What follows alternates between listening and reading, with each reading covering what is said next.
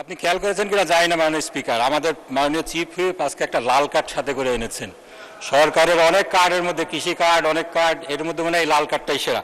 যাই হোক মাননীয় স্পিকার, আমি মোহাম্মদ নাজিবুর রহমান, সংসদ সদস্য পাবনা 1, হিসাবের খাত 121, 19 নং দাবির নীতিগত ছাঁটাই প্রস্তাব করছি।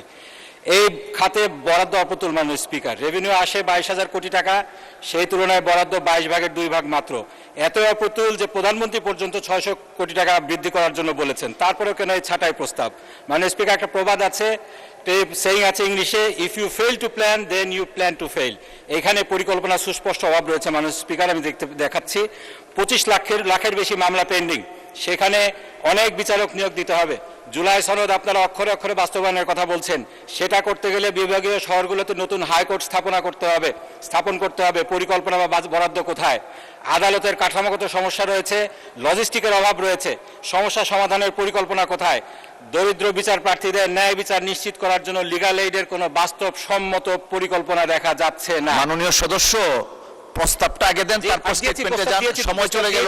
আসছি, বিশ্ব যখন পরিবেশ বান্ধব পেপারলেস গ্রিন জুডিশিয়ারির দিকে এগিয়ে যাচ্ছে, আমরা তখন বছরে কোটি কোটি টাকা কাগজের পিছনে নষ্ট করছি। পেপারলেস জুডিশিয়ারি করার পরিকল্পনা কোথায়? যথাযথ পরিকল্পনা যেহেতু নেই, সুতরাং আমি এই বাজেট বরাদ্দের নীতিগত অনুমোদনের ছাঁটাই প্রস্তাব করছি। ধন্যবাদ মাননীয় স্পিকার।